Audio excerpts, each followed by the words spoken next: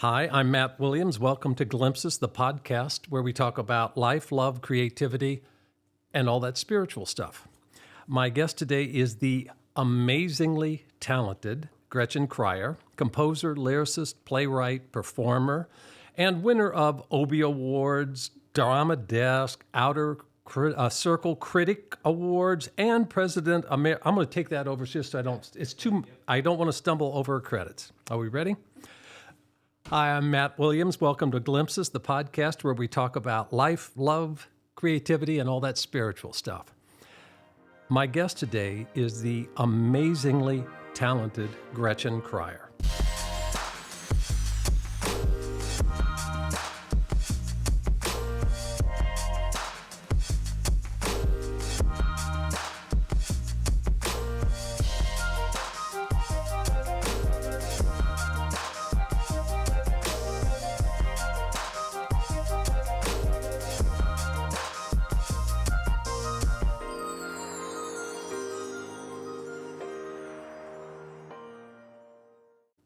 Composer, lyricist, playwright, performer, and winner of Obie Awards, Drama Desk, and Outer Circle Critics Awards, and President Emeritus of the Drama Guild.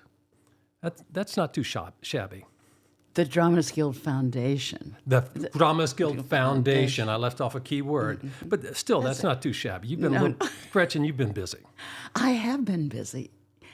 Yes, that's my life has been busy. Well, I think it's a good busy. It is a good busy. Sometimes it gets overwhelming, but does it? Yes. Well, if I'm trying to write, which I am doing right now, right? The busyness kind of gets in the way. I gotta say. Oh my gosh! Must know that. I tell my wife, I go, I just need 3 hours of quiet time so I can write, and I fight for that because all these things in life intrude. I know. Part of my problem is that I have a very big apartment in New York City on the Upper West Side, and all of my friends and all my beloved relatives know that there are guest rooms in my apartment. So you have invaders, the barbarian hordes. Yes, I do. I love them all. I absolutely love it. But it does make it hard to get away. You know, I don't have a getaway in my big apartment. And here's my favorite thing. You're in that creative bubble, and you're creating and things are flowing, and somebody comes and goes, could I just ask you one thing? Poof, the bubble explodes. Oh, yes. And that's the scary thing, because sometimes when I'm working, I get a really terrific idea about something, and if I don't write it down and capture it right away, it goes out of my mind. Now, I don't know what the meaning of that is, why it just leaves. And so I know that there is an urgency about when I'm working that I've got to get it down. And right now, because I'm trying something new, I'm actually composing the score to a new show. Okay. That it started out as a collection of songs with my granddaughter, but it's kind of morphing into a show now. But I find that musically, if I don't turn on the voice memo and record what it is that I'm playing, what I'm playing just goes out of my head, because I'm not schooled as a composer, so I don't write the stuff down and everything. The entire score right now is in my head. But there's a poet, and I'm sorry, the name, I can't pull it up. It's Mary Oliver, or one of those famous poets who talk about being in the garden, and they're maybe trimming their flowers, and they feel a poem coming, and they run inside, and they say if they have to catch it and grab it and write it right there, or else it'll pass by. Well, good. I'm glad that other people are having that experience. Do you think that is spiritual that you're talking about? I had Adriana Trigiani on, who sold a gazillion books, best-selling author, and she says when I create, I tap into it. Now, it can be whatever you call it: God, Spirit, Holy Spirit, cosmic energy, whatever. Is there an element to that in your creating? Absolutely. For me, it's about, as Martha Graham said, keeping the channel open. Yes. You know that famous quote, actually I brought it with me today, because it buoys me up every time I'm talking about creativity because it has to do with not judging yourself, but keeping the channel open so that whatever is coming into your unique setup on this on this earth, that is allowed its authentic expression, but it requires keeping the channel open. And so that for me is, it's not that I don't feel that there's a divine thing particularly, but I just feel like there is a channel that something comes in the channel and I've got to get it down. Well, in past, it would have been called a daemon or the muse, but how do you keep the channel open? How do you keep that open? Well, I don't always keep it open. That's part I of don't the think you problem. could all the time or you'd be insane. You'd be locked away. I know. But I write in just crazy clumps of time. And then I don't write for a really long time. I'm talking about months sometimes that I don't write anything. And then I get going. And it used to be that it would happen in August, that I would spend all Why August? I don't know. I don't know. But I would get up early in the morning, sit down at my breakfast table with my yellow pad. 'Cause Yellow pad, absolutely. I still don't write on the computer. Me either. Got to have a yellow pad. Anyway, and I would start as soon as it was light, and I would just sit there and write straight through until it started getting dark, and that was it. And in August, I wrote a show that Nancy Ford and I wrote together, Anne of Green Gables. I wrote the whole script and gave it to her. In another August, I wrote all of Still Getting My Act Together, gave her the whole thing, and then she did the music to Right. it. And I'm trying to think, there was another one that was, a play that I wrote called Indiana. And another play called Changing. All of them were, August. yes, August, and just sitting down and doing nothing else. That's the thing. But that gets back to what we were talking about. Right there. The clutter and distraction in my life. Stillness, solitude, being quiet, sitting still, that's when things open up. That's and you when feel the like channel is open. the channel. Yes. Yeah. Yeah, but the channel gets clogged up so much with a million little details of daily life.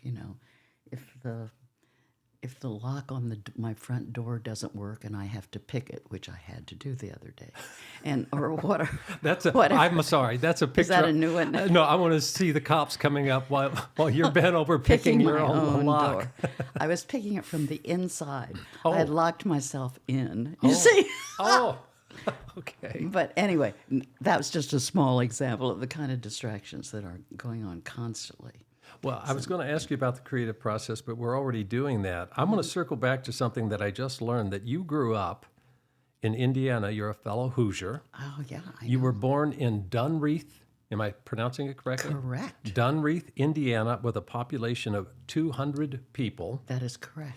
And I was born in Evansville, Indiana, and grew up in Indiana, and I had no idea where Dunreath was, so I had to look it up. On Road 40, the old national road. Road 40, and kind of middle of the state toward the east. Yes. And I saw that the population today is down to 117 people. Oh, my God. So I got a letter from someone who had just moved into Dunreath, and they sent it to the Dramatists Guild, actually, to try to find me. And they said that they were planning on a fall festival called Dunreath Days, and they wanted me to come home for the festival. for Dunreath Days. Dunreath Days, yes. But I didn't realize we're down to 117 Well, people now. according to Google, but No, that's probably but you should go right. to Dunreath. You could ride in the parade, sit on the back of a convertible, and wave at everybody. Yes. Well, as a small town girl in Indiana, did you have dreams about the big city, the bright lights? Did you ever think about being off or Broadway, or did you dream about that as a little girl? I only heard hearsay that members of my family had been in the theatrical profession. And I'll tell you about that. See, my parents were from Indianapolis. Actually, I was born in Indianapolis, but they moved out to Dunreath Okay. when I was 5 years old.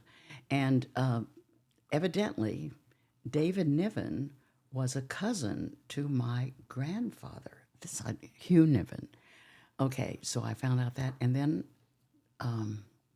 another famous actress, and I have now forgotten her name, It'll but come I'll to you. remember it in just a little while, supposedly was in my lineage someplace. So I had that little idea, plus the fact that my dad sold school supplies to the local schools, and among his things that he sold were velvet curtains for stages, and the stages were all just in the gymnasium. Right. One end of Yes, the yes. gymnasium would be the stage. Yep. And so early on, I had these velvet curtains at home, which I would hang up, and my brother and I would do shows together. He was 3 years younger than I. And how old were you when you were doing those shows? I was 5 and he was 2. And my first play was The King and the Fairy. And he was the king. And I had him sit in the middle of the floor. And I made a crown for him, of course. But his was a non-speaking role. Mine was the only speak. I was the fairy. I made my costume out of Kleenex, actually. I remember I made it. I used Scotch tape or something and made a fairy costume, and I had a wand. And I danced around him and did a monologue, essentially. But that was our first play. We charged my parents 5 cents to come and see it. And we claimed we were raising money for groceries. But so it began early, but out of nowhere, except that I had heard that David Niven was Hugh Niven's cousin or But something. I don't know. 5 years old, making up a play with your younger brother, that's, talk about channeling. Something was motivating you to do that. Cornelia Otis Skinner is the name of the woman that I couldn't Okay. remember a minute ago. Who ever heard of her? But I haven't. But I was told that she was famous, so I took that on. You see. Oh, wow. Okay. And then this is what I find truly amazing. You met your primary collaborator, Nancy Ford, at DePaul University and started writing together when you were 18 years old. Correct. We were in the dormitory together. Nancy played the piano for all the events and the thing. And yes, and we met, and there at DePaul University, they had this thing where the students every year wrote musicals, interestingly. I mean, there would be 3 or 4 teams writing musicals, and they would compete and do their plays for, I think, the Association of Women Students or something, some organization that produced these plays. It had nothing to do with the faculty. It wasn't a product of the school, but the students did this. For some reason, there were a number of people who wanted to write musicals at DePaul University back then in the 50s. And so we competed and won the very first time. So our first musical went on the following year when we were 19. Then we did another one there. And then both Nancy and I married men who were going to become ministers. And they Both both of you? went, yes, both of us did. And both of those husbands went to Yale Divinity School. So Nancy and I we were at Yale Divinity School, both being secretaries, putting our husbands through divinity school. And we wrote another show then. And then my husband decided, and her husband decided, to go into show business instead of being ministers. And so... All right. Well, they're in front of a crowd, one way or the other, right? Right, exactly. So then my husband went to Boston University to go into the theater department. I went to Harvard and got a master's in English literature as I was going to be a teacher. Well, I had thought I was going to be a minister's wife, you see. Yeah. And to be a teacher, if you're a But minister. I love how you just kind of tossed off, oh, I went to Harvard and got a master's degree in literature. That's kind of a big deal. Well, yes. I mean, not everyone Yes. does that. I know, but I was still in mourning that we were not. I that my husband wasn't going to be a minister. I mean, at that time, and it's so funny because I'm so different now. But anyway, at that time, I was very distressed that now he was going to go into show business. But then I taught for a year while he was finishing out his degree there. And then we all came to New York. By then, though, Nancy had gotten divorced. And my husband was in the Army Reserve. And so Nancy and I moved to New York. On West 74th Street was our first apartment there. And we were starting on what was going to become our first show, Now is the Time for All Good Men, after we had already written 3 shows in college. And you're still writing together. Yes. Oh, yes. I mean, you started at 18 and you're still writing together. I know. I think that's probably the longest collaboration that anybody has done. I want to read something, though, because I found this interesting. I watched an interview you did with Nancy, and she said, you were asked, Nancy was asked, how do you know when Gretchen doesn't like something? And she says, oh, Gretchen's got to tell. When she doesn't like something, she starts twirling her hair. Oh, that's true. And I thought, if you start twirling your hair during this podcast, quit. I know I'm in trouble. Well, let's talk about that first show, because we're going to talk about, I'm getting my act together, but let's talk about Now is the Time for All Good Men. And you wrote another one called The Last Days of Isaac. Last Sweet Days of Isaac. Sweet Days of Isaac. And then Shelter. And then I'm getting my act together. Okay, but those were anti-war plays, and they were the Vietnam War, right? That's correct. Yeah. Yes. You see, my brother, who was the king in The King and the Fairy, Right, who didn't have any lines. who did not have any lines, became an activist in the anti-war movement. And he he was in more than 40 protests. He was arrested more than 40 times. He served about 4 years in prison. He was a conscientious objector. He burned his draft card in Central Park, and was in the federal penitentiary in Springfield for 2 years, and then was just arrested at many other times. This is the fate of the king. Yeah. Anyway, so Now is the Time for All Good Men was about a war protester who comes to a little town in Indiana to be a teacher. And because the principal of the school had been a war buddy of his father's, and the principal knows about his prison term and his having been a conscientious objector, and doesn't want the town to know about it because it's a very conservative little town. And so that's what the show is about the effect of an outsider. Although my brother was from from Dunreath, Indiana. Yeah. So, I mean, we grew up in small town America. But nevertheless, my brother ultimately was rather, rejected by the community when he became a conscientious objector, even though the community was a Quaker community. Really? Yeah. That was the beginning of my disenchantment with organized religion, is that it felt so strange that this religion that was supposed to be a pacifist religion was saying that my brother was a communist, that he was anti-American, Right. that he was gay.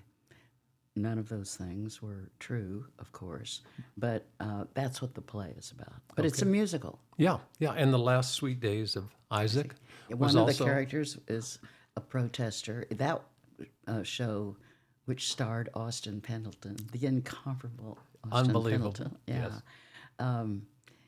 was 2 parts. The first part was the elevator show. That was not so much an anti-war thing, but the second half was 2 protesters who were in jail cells and communicating only through a television screen in there. It was surreal. It was metaphoric. Let me ask you, were you always political, or did that happen during the war, or was it because of your brother? I mean, Probably a lot because of my brother. Okay. My brother, though, was a pacifist from the time he was 6 years old, because I remember when World War II was over, my brother age 6, printed up a newspaper using just block letters, and the headline was "War is Over."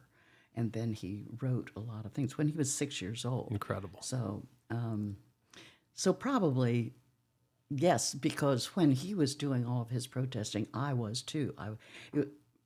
That was before I had kids. Once I had kids, I did not ever get arrested. I protested a lot, but he got arrested all the time. You know, he would lay his, well, I think at the launch, even early on, it must have been the late 50s, when they were christening our first nuclear submarine in Connecticut. We all went to protest because he thought that he was against nuclear proliferation even before the Vietnam War.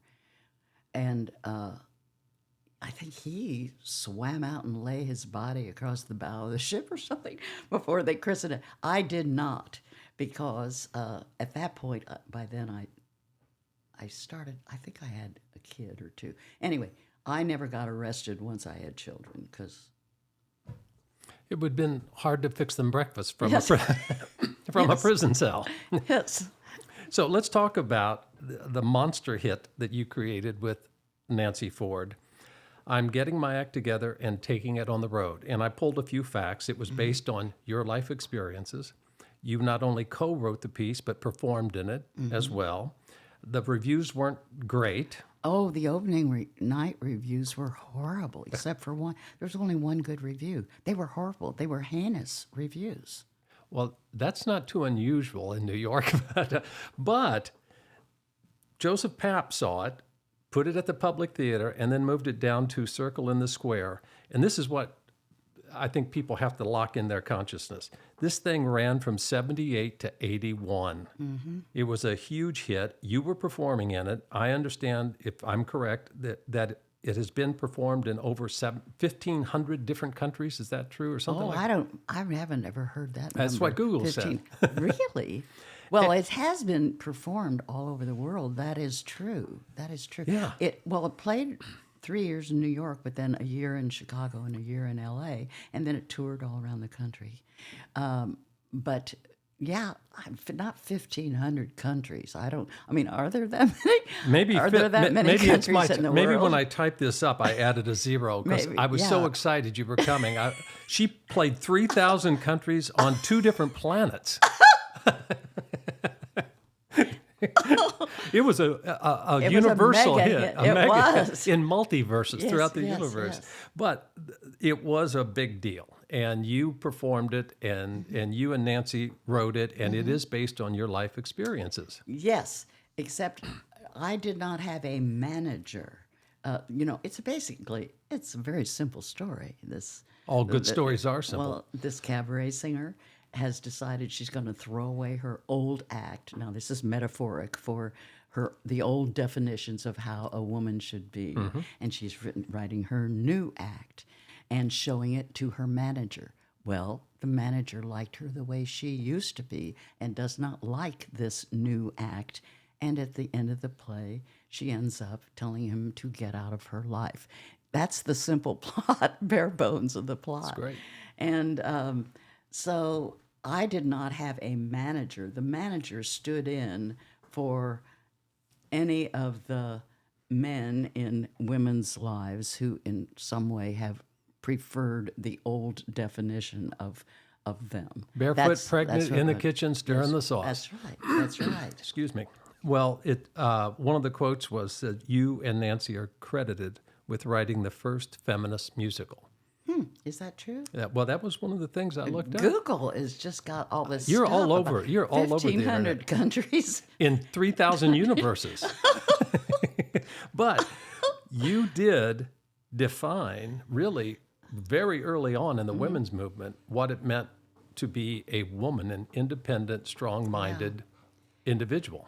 That is true, and I still have people come up to me and tell me on the street that they got divorced after they saw our show. Well, that's a... And I think the divorce rate went up, right after 1978. Those Quakers when- would really be pissed off at you for They that. would. They would. Causing all those divorces. We're talking about I'm getting my act together and taking it on the road. And one of the lyrics, I pulled just this phrase, music is my salvation.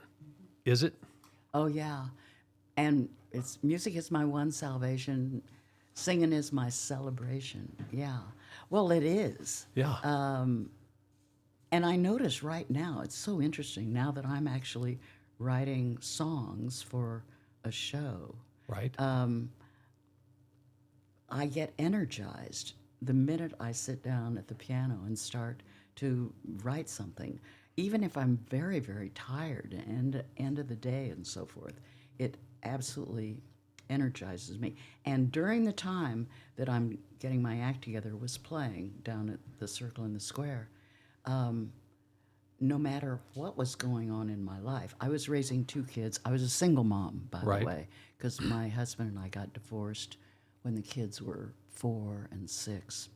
Because you were singing a musical that caused other people to get divorced. We got divorced way before Okay, then. okay, way okay. I before did then. the music. Yeah. But anyway, I noticed that no matter how difficult my day had been when I would go and perform, by the end of that show, I was revitalized and regenerated, partly because the show was like that. The show was an empowering show, and it was about someone coming into their own empowerment. And so just by the very act of acting that thing out every night, by the end of the show, you felt like you can go out there and conquer and do whatever it is you have to do. Let's talk about that female empowerment, because you embraced this feminist point of view long before it was a trend. You were like at the beginning of the wave. Well, of the second wave or the third wave, The whatever it was, third wave. because 1848 and stuff. The vote, the right to vote, yes, et cetera. But at that period of time, you were really speaking for a lot of women. Well, because I was brought up in one sensibility at an earlier time, Right. where women had very clearly defined roles. And when I went to college, the deal was you're going to college to find a husband, and you will decide what you're going to do in life depending upon what it is that your husband. Well, and the choices were school teacher, nurse, secretary, or wife. Those were the only Right. choices then. That's what I grew up with.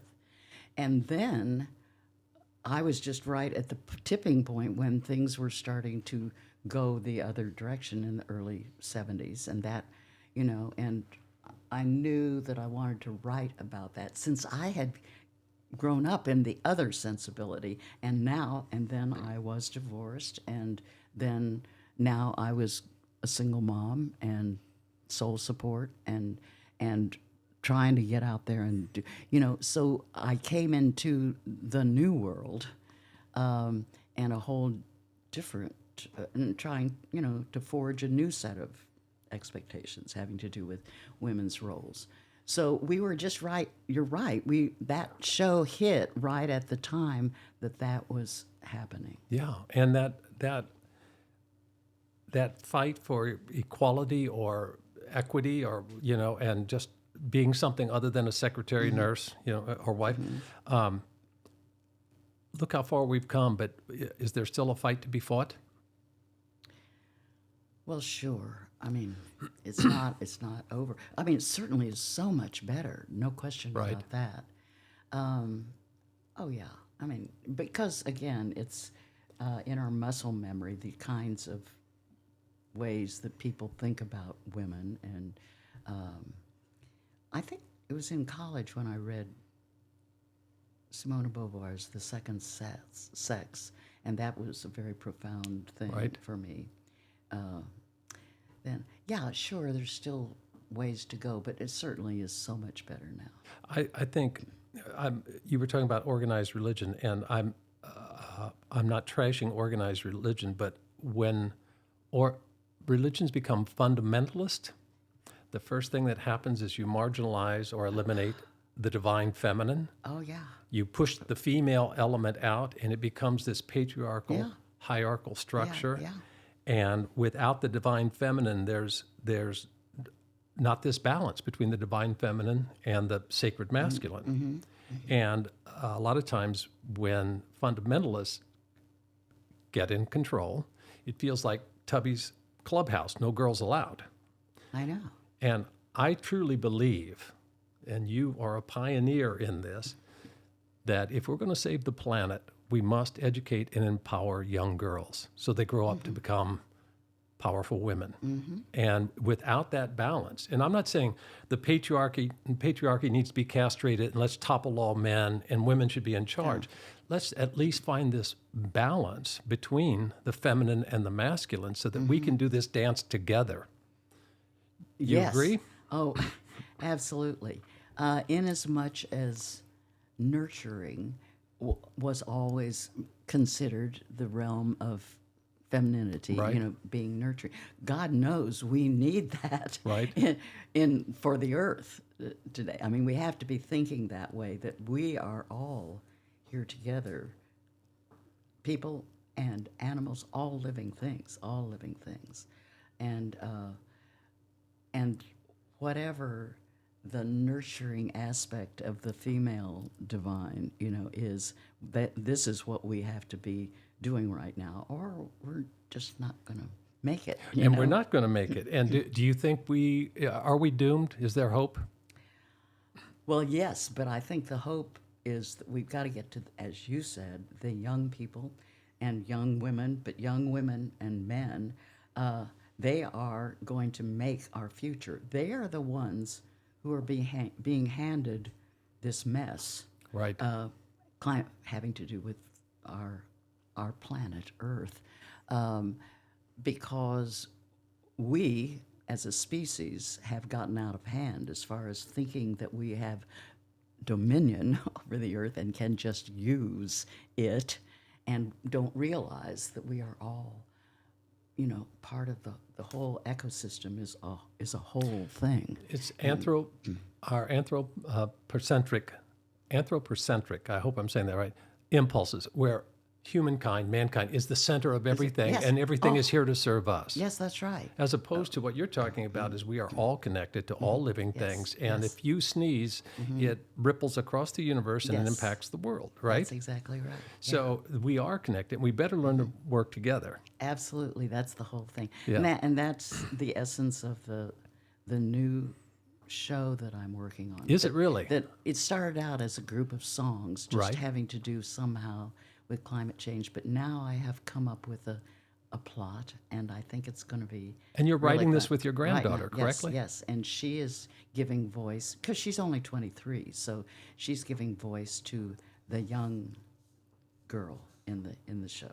It's about a little girl who wants to run away and join Greta Thunberg and save the planet, but her dad is the head of the biggest fossil fuel industry in the whole world, and it's a fairy tale. Yep. It's writ large. Now, isn't that interesting? With your granddaughter, you're writing a fairy tale, and with your brother, you were the fairy princess back at 6 years That's old. right. I was. Well, let's.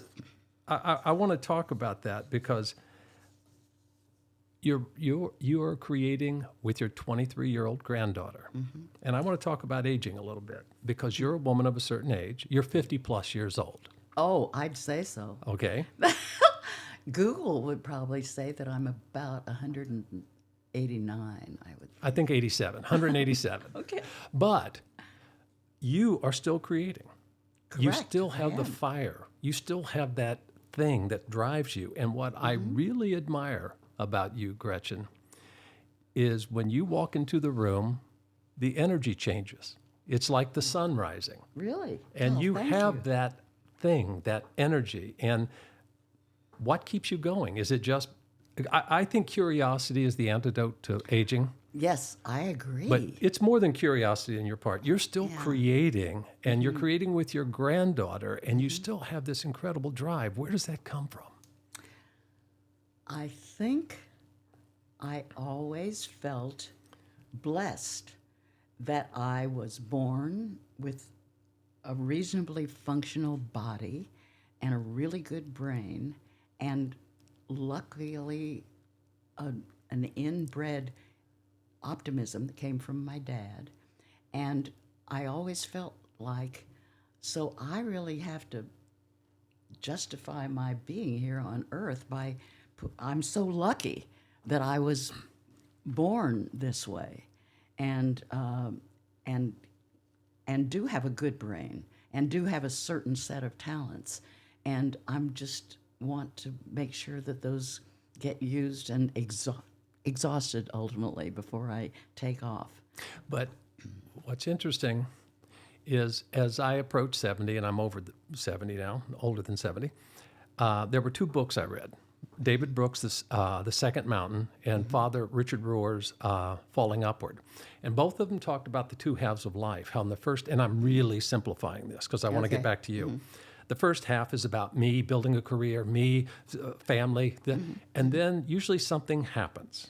There's a dip, a health scare, a divorce, a death in the family, you lose a job, and you take a step back and kind of reevaluate and go, why am I here?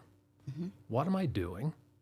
How am I serving others? How am I using my gifts to better the world in general and serve others?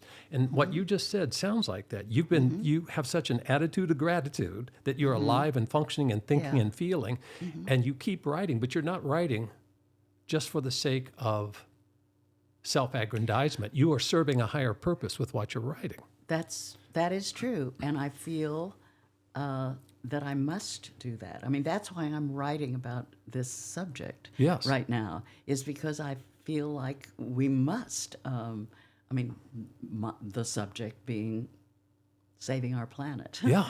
And that's kind of an important subject. It's an important subject, yeah. And I want to put it in a way that people can get it and people can feel it, and that's why I think it's great that it's going to be a musical. And I want it to be something that even could generate funds for certain, I don't know whether, I would hope that some of the funds would go to various climate organizations, whether it's Greta Thunberg's, the Sunrise, or an indigenous group in the Amazon that's trying to, something like that. Right. I feel like I've got, that's what I can do. What can I do at this point on the planet, at this age? What can I do? Okay, I can write a show about this and make it funny, which it is. It's going to be a very funny show. Good. And it's whimsical, but it's deadly serious. And so it's called House on Fire. And so that's what I can do right now. And I feel compelled to do it. I applaud you. I'm in awe of you. I celebrate you, and I'm cheering you on. Thank you. I want to ask you about Glimpses. The book that I'm pushing is called Glimpses. It's my first book. It's called Glimpses, a comedy writer's take on life, love, and all that spiritual stuff. And I heard some of it. Oh, you did? You were at the reading. And I loved it. Well, and the same as you, the profits will go to charities to help children. My passion's helping children around the planet. But the concept of glimpses is, as you go through your day, look around and find little glimpses of God. And by God, I'm not talking organized religion. I'm talking moments of grace and tenderness, kindness, compassion. When you go through your day, do you see little glimpses? All the time. All the time. Okay, getting on the subway today. Yes. There was a woman who had a giant cart with her baby and overloaded with it. And a young guy just came along and said, "Do you need help with that?" Took her down the stairs, took her all the way down there, And I see that happen all the time. But you see, this is my point. The algorithms of fear on our phone that are programmed into us, the newscasters, you would think everything on earth is doomed. But when you stop and look around, there are hundreds and hundreds of those moments that you just described. Yes, there are. I call them glimpse moments, where you glimpse that little glimpse of goodness. And in New York City, it's all over if you look. It is. It is. Yeah. Oh, I'm so glad. I didn't know what the glimpses were that what you're doing is called glimpses, but that's so good because just for people to think about it, to think about, okay,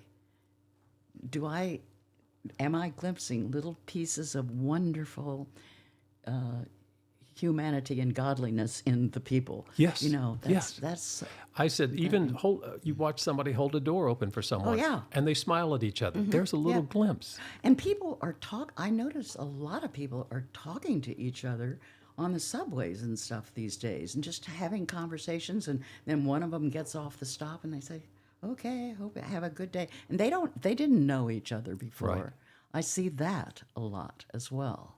And that's what I want to celebrate, because I really firmly believe kindness is contagious. That's good. Kindness is contagious. And as soon as I'm kind to you, you end up being kind to someone else, and you start spreading it around. And this isn't let's skip through the tulips with the unicorns.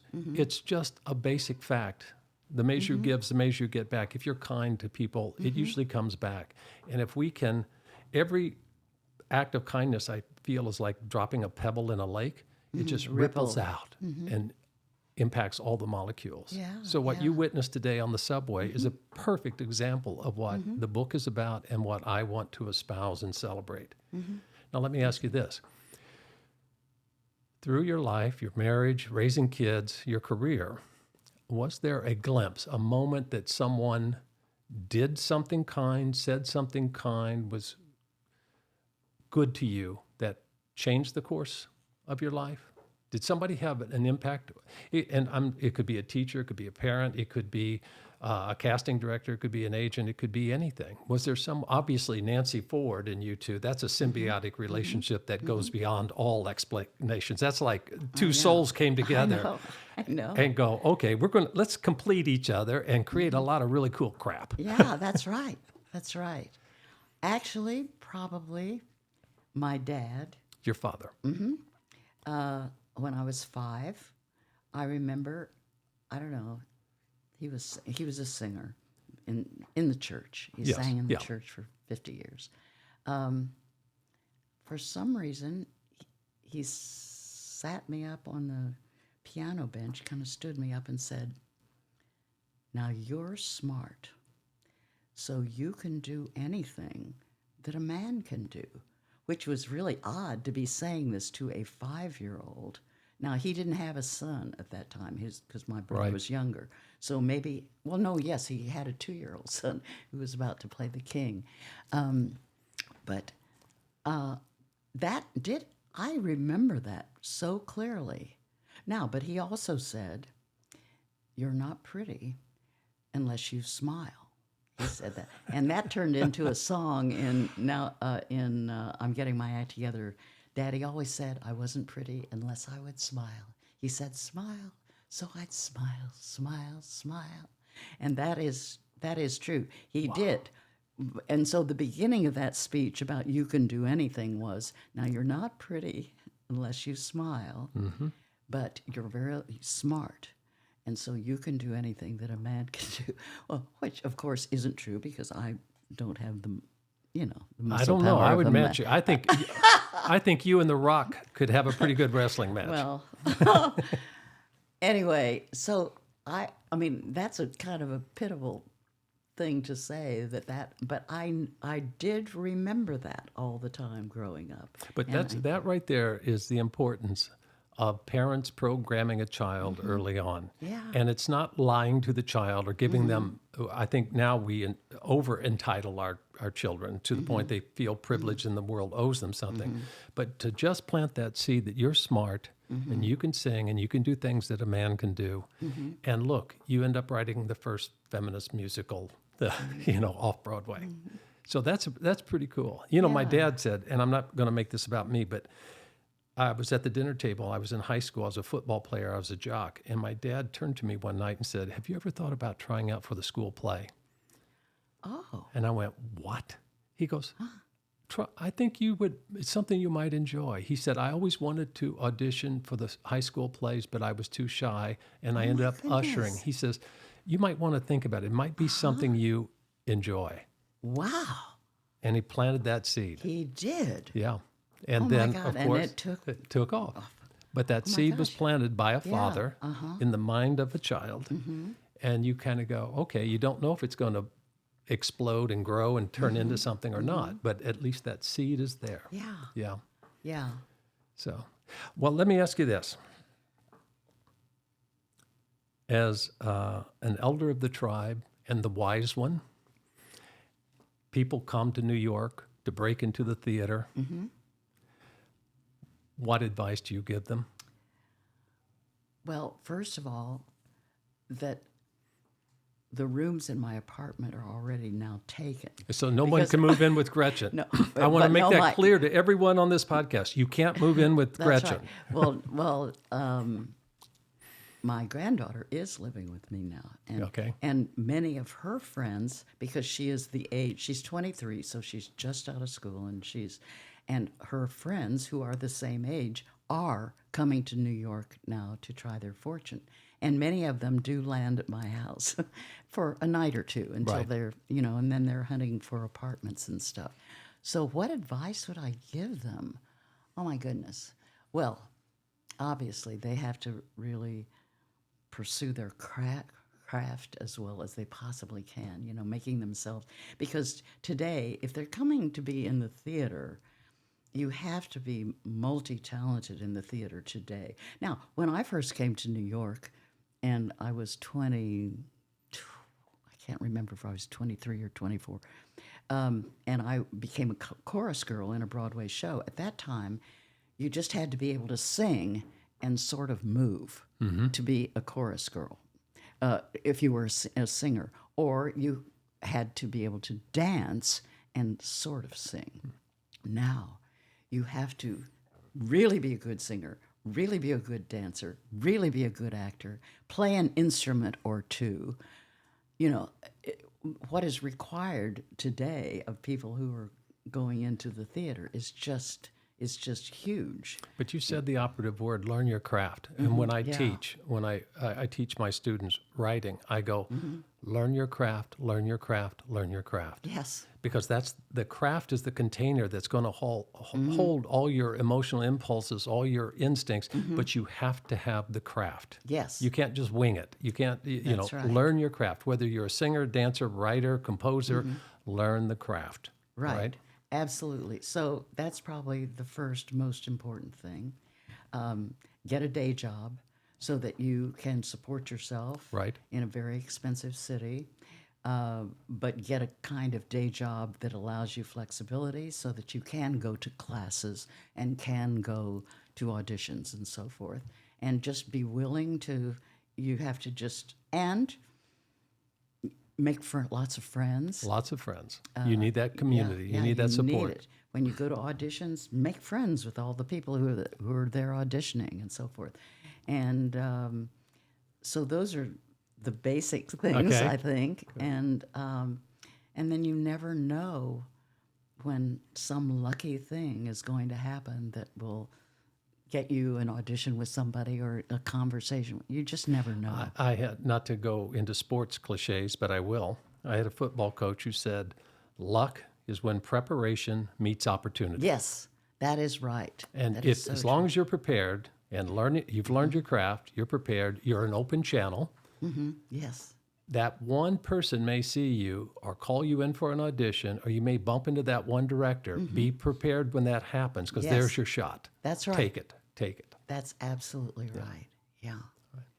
My son Johnny Cryer, who had his shot because luck, he looked like Matthew Broderick. And Matthew Broderick, they were looking for a replacement for Matthew Broderick in one of the shows that Matthew was in when my son was just 18. That was his luck.